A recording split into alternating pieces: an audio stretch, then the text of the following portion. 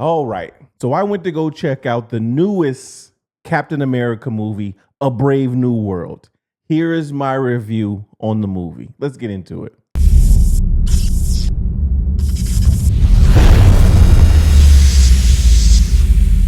Hey, welcome back everyone to the Felix Black Show here on YouTube. Today I'm doing a movie review about Captain America, A Brave New World. I'm going to start doing some movie reviews because I am a movie buff. I like to go to the movies. So here is my review for Captain America. My first critique on the movie, not even a critique, it was a very good movie to me. I like the pre-Endgame movies. I'm not hating on the new stuff, but I am a huge fan of the pre-Endgame movies. So the way that this movie looked and felt gave me that throwback feeling to pre-Endgame. I don't know the direction that they're going to go as far as the new universe. I've heard that they're going to bring in some multiverse villains like the evil Natasha Romanoff, the evil Black Widow, the evil Hulk, the evil Captain America. I don't know. But as far as Captain America, Brave World goes, I thought it was a very good movie. Shout out to Anthony Mackie as playing Sam Wilson and playing the new Captain America. I know there's been a lot of back and forth about whether he makes a good captain and whether Bucky should have been the new Captain America. I'm a fan of Anthony Mackie playing the character. I have no problems with what they did for this movie. It is political. It's not your average superhero movie. They play a real political game. It's always war with Japan, China, other countries. So it is really politics based. Takes a little bit away from the superhero feel, but it is a political movie. So just remember that. It's a little bit adult. It's a little bit more adult driven than some of your previous superhero movies. So I will say that it took on a political tone. It was okay. It worked. And I think it works for establishing the Marvel universe going forward. One of my gripes is not a lot of action with the villain. Okay. So there's two villains in the movie. One is the buyer, right? So he's the thinker.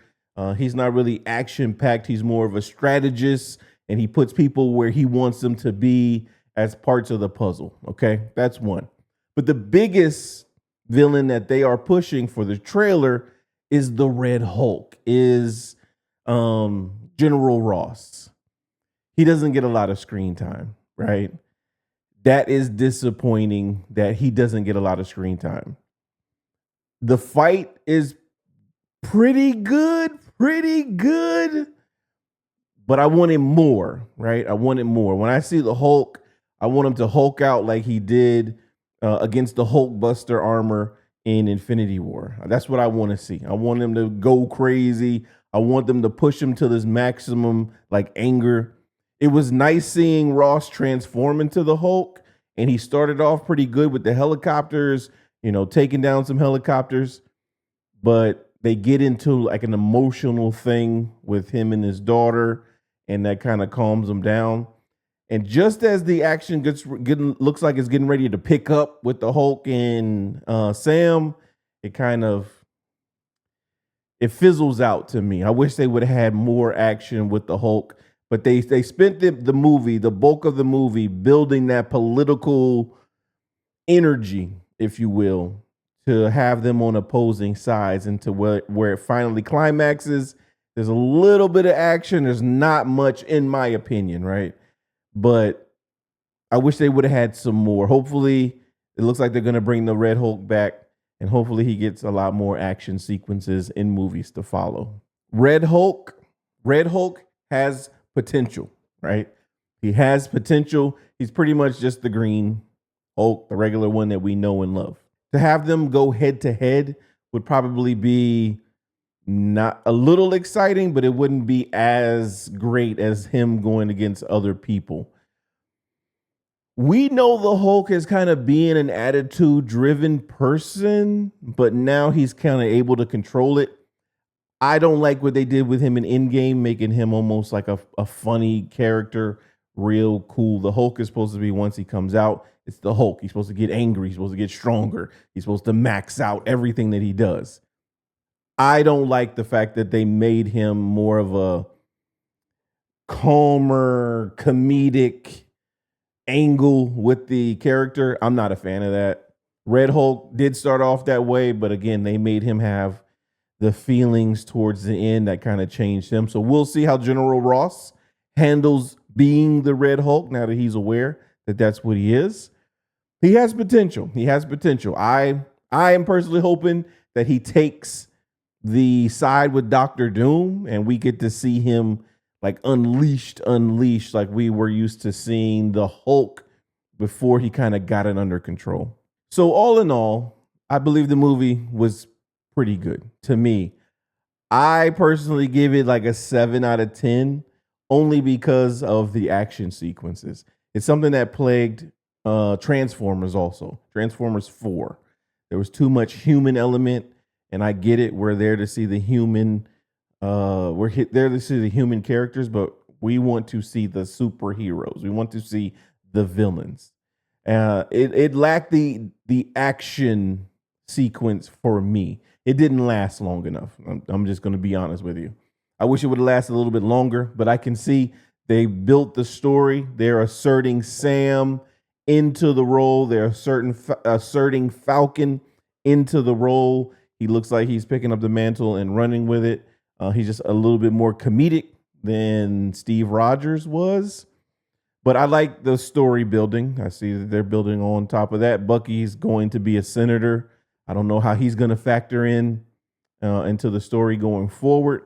But they did tease the multiverse coming. I mean, we're aware that it's going to be Doctor Doom, and Doctor Doom is supposed to be pulling in evil versions of all of the Avengers. That's what's been leaked online. That was the only downfall for me for the movie, was it was too much of a human-based political drama with a little bit of action at the end. I want a little bit more action. I can't say that enough, right? So for me, it's about a 7.5 out of 10. Just more action. Now, on another note, when I like going to the movies. So when I go to the movies, I want the movie experience. They run all of these commercials about talking, about not answering your phones when you're in the movies. So I went on a Sunday to see it. Late at night, thinking there'd be nobody there. Apparently, there's these teenagers there that's on dates, and everybody in the theater is just talking about randomness. They're not talking about the movie. They're just talking about whatever's going on at school, whatever's going on with them. And it was just, the movie going experience itself wasn't that enjoyable. I just wanted to tag that on there. Shut the hell up when you're in these movies, because if you wanted to have a conversation, if you wanted to talk about things, go somewhere else. Like, you could literally go anywhere else in the world and have a conversation. Go stand outside. But to sit in a movie for 2 hours, an hour and a half, 2.5 hours, and talk the entire movie. It was some guy. He was obviously on a date with his girl. He was trying to like show off and be tough and just speak on stuff. And he was trying to make fun of things that were on the screen that he didn't think was cool. And it was, be quiet in movies, please. But be looking for more movie reviews here on the channel. That's been Captain America, Brave New World. I recommend you go see it if you're into Marvel movies. Again, don't be looking for the end games, the Infinity Wars, the action-packed movies. It's more of a political drama with some action mixed in.